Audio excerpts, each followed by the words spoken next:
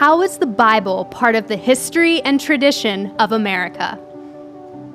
Hi, I'm Peyton Luke, and you're watching First Liberty Live. First of all, I want to say thank you to you, the viewers, for liking and watching our content. Your support makes a big difference in the work that we do to defend religious liberty across America. So if you would like to learn more or partner with us today, you can go to firstliberty.org. There you'll be able to find the latest news as well as ways that you can support us in our work we do to defend religious liberty for generations to come. Now today, joining me is Dr. Stephen Presley, who is the Senior Fellow for Religion and Public Life at the Center for Religion, Culture, and Democracy, also known as CRCD, here at First Liberty. And he is the Associate Professor of Church History at the Southern Baptist Theological Seminary. He also has his PhD from the University of St. Andrews. So, Stephen, welcome to First Liberty Live. Thank you, Peyton. So good to be with you. Absolutely. Thank you so much. Absolutely. So first off, what was your PhD in at St. Andrews? It was a joy. We got to live in Scotland for almost 4 years. I studied at St. Mary's College there at the University of St. Andrews, known as the home of golf. So if you like golf, it's the place you go. But yeah, it was in divinity. I was in the divinity school there and studied church history at the school there. Awesome. So that means you are perfect to talk to us today for this particular topic. And also we're here because you have a new book, so Biblical Theology in the Life of the Early Church. So I'm excited to talk to you today about this. So what inspired you to write this particular book on this particular topic? I had a book come out last year, and it's really tied to the work we do here at First Liberty and then connected with our think tank, the Center for Religion, Culture, and Democracy.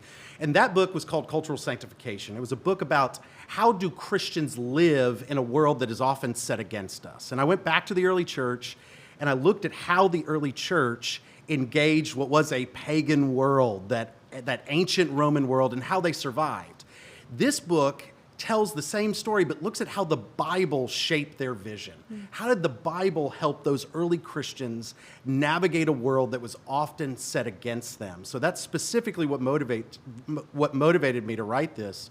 And in particular, I had in mind those pastors, those Christian leaders, those Christians who are just on the front lines of this culture, and how they can trust the authority of the Bible and the Bible to guide them in how they live their lives. That's what motivated me to write it. That's awesome. So you were talking about how the Bible influenced people even in ancient times and in a secular culture. And here we're all about, defending religious liberty and faith. And we hear a lot, the tests come up of history and tradition. We hear that phrase a lot, especially after our Coach Kennedy case. Yep. So, and then the topic of Christianity usually comes up right after that. So why was the Bible an important part of world history and thus became such an integral part of the foundational principles of the United States? In every generation, you have a fundamental question of authority. What is going to guide you in life? What are the authorities that are going to guide you in the decisions that you make?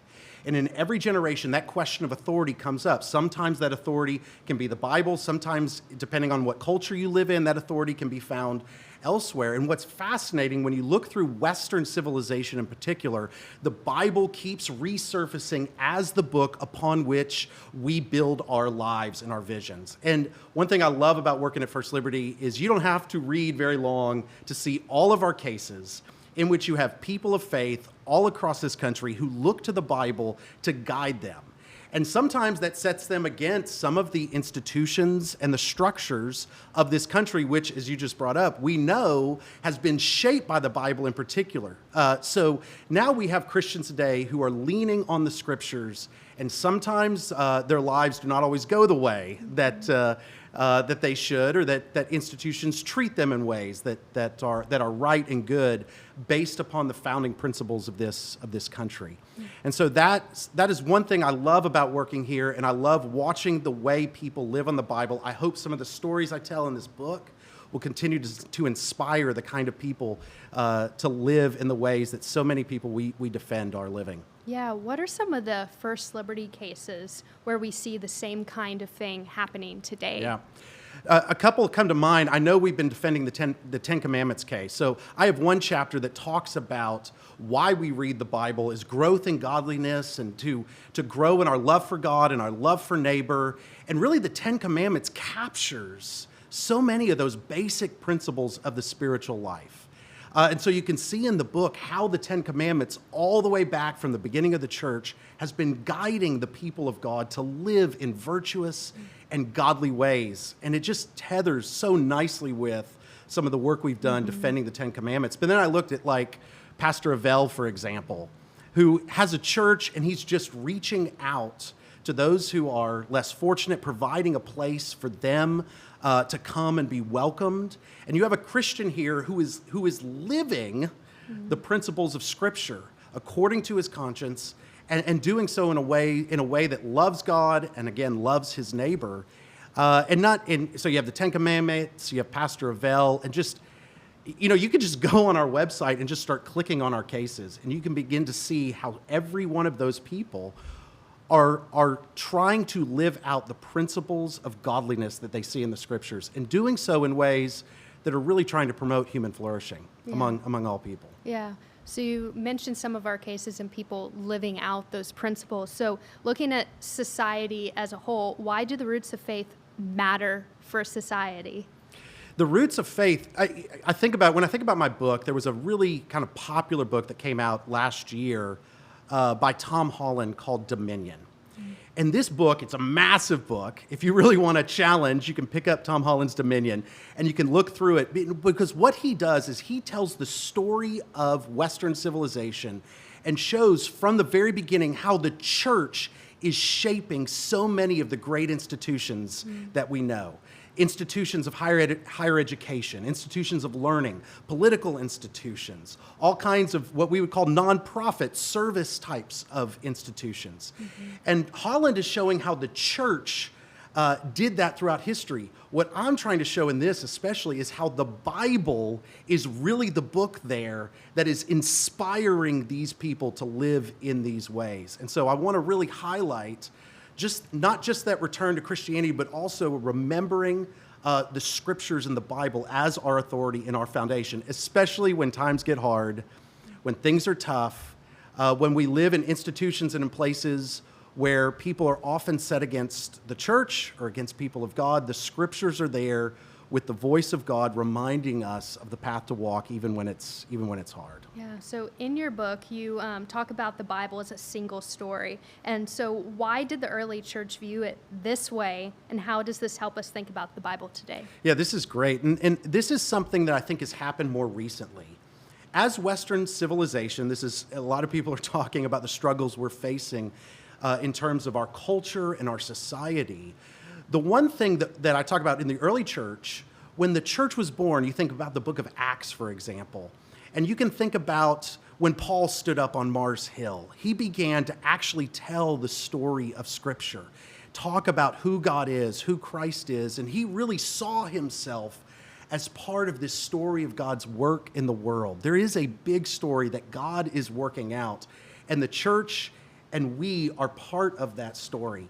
And that was the kind of vision of life that helped anchor the early church in the world. It helped anchor them to live out their faith because they knew that God was up to something that was much bigger.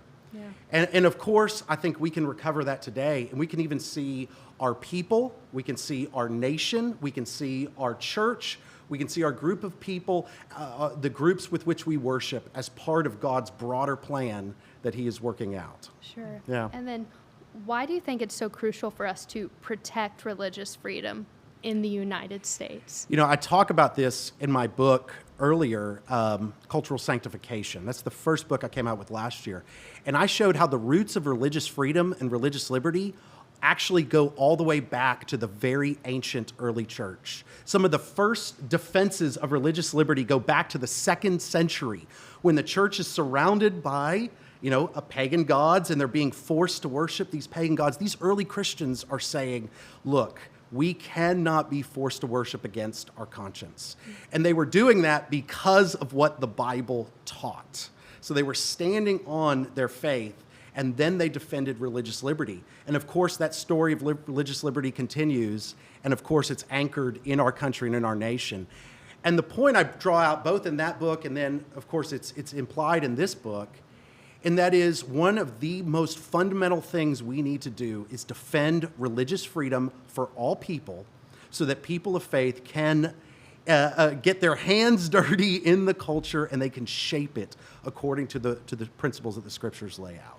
So CRCD is the think tank of First Liberty, and some of our viewers might not be as familiar with CRCD. So I want to give you the opportunity to talk a little bit about it and the work it does among students and pastors and how the book and CRCD supports First Liberty's mission. I am just so grateful to work for First Liberty. It is a joy week in and week out to see the legal team and, of course, all of you on the front lines telling the stories, getting out there, showing what people of faith are doing. And CRCD is kind of the educational wing of First Liberty. We try to come alongside what you all are doing, and as a team, we together are trying to inspire that next generation to embrace the faith and to live out according to the principles that the scriptures lay out and according to their own convictions. And so we have several programs for college students. We have a full summer internship. We have a fellowship in DC. We have a seminar in Savannah where we talk about religion and religious freedom as the anchor for a free and flourishing society and a free and flourishing culture. And so we're just grateful to be part of all the good work that First Liberty is doing and inspiring that next generation. In addition to that, I should add that we also do work with pastors. And so connecting with pastors, getting the message of First Liberty out there, and really encouraging pastors to be bold and have fortitude in their faith, to live according to what the scriptures teach. So we can continue to see kind of the culture turn and the culture flourish because the people of God are at work. Yeah. And before we wrap today, I remember you had a fun story about the cover of your book Yes. and the photo on it. So I want you to go ahead and take the opportunity to explain the cover.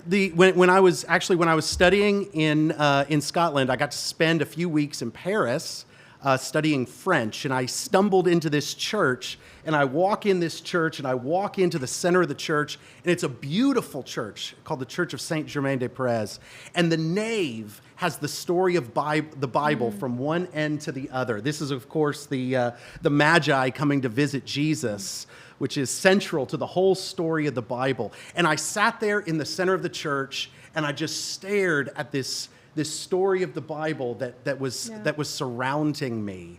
Then I got up and I walked to the front corner, and there in the corner of that church was buried René Descartes. And I used the image of the church to talk about the struggle that we're facing today with the authority of the Bible and who are we going to trust? Is it going to be modern philosophy and so many of the philosophies that have taken hold, or is it going to be the story of the Bible that we find in the pages of the scriptures? So where can people find your book and get a copy of it?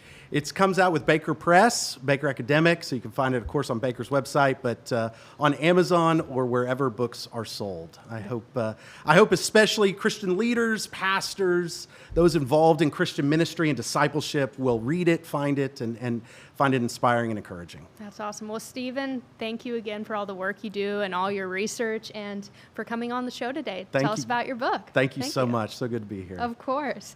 So if you would like to support the work of First Liberty that we do to defend religious liberty, you can check out firstliberty.org. And if you would like to partner with us and support us in this mission, you can see the big red Give button. We are fully donor funded, and we really appreciate your support. So First Liberty, fighting for what matters most.